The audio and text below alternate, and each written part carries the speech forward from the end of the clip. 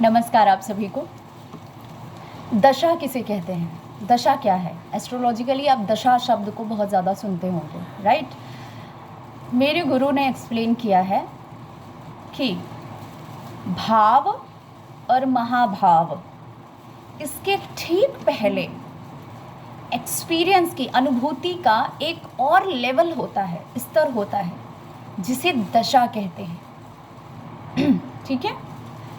उदाहरण के लिए अभी हम गर्मी और बरसात से फाइनली सर्दियों में प्रवेश कर रहे हैं, है ना? सर्दियों के मौसम में प्रवेश कर रहे हैं। तो लेकिन अभी हमने पूरी तरह सर्दियों में प्रवेश किया नहीं है।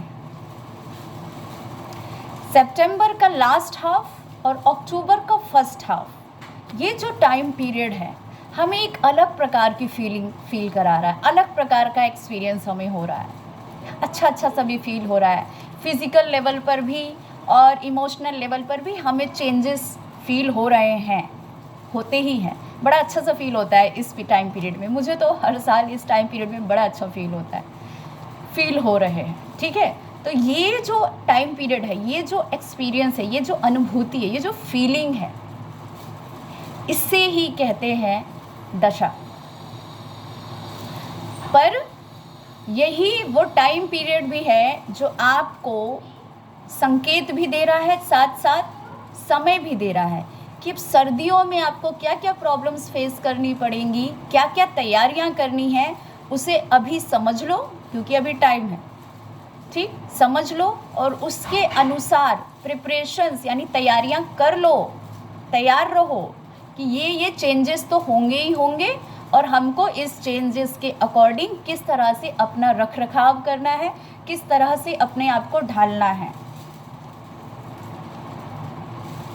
ये हो गई स्मार्टनेस, और यही हो गया उपाय, यही है सबसे बड़ा उपाय। ठीक, तो यही अर्थ होता है दशा का। एस्ट्रोलॉजिकली भी दशा का एग्जैक्टली यही मीनिंग है। बस इतने क्लैरिफिकेशन से, इतना क्लियर तरीके से कोई आपको एक्सप्लेन नहीं करता है साइंटिफिकली। ठीक है। यहाँ से एक बात और सीखने को मिलती है कि जो व्यक्ति प्रकृति के नियम के अनुसार चलता है, हमारी अपनी जो फिजिकल प्रकृति है वो भी, और बाहरी जो प्रकृति है, यानी प्रकृति के नियम के अनुसार जो व्यक्ति चलता है, उस व्यक्ति को कोई भी दशा परेशान नहीं कर सकती है। क्योंकि हम साइंटिफिकली साधना के साथ, तंत्र के अनुसार, उस प्रकृति के नियम के अनुसार चल रहे हैं।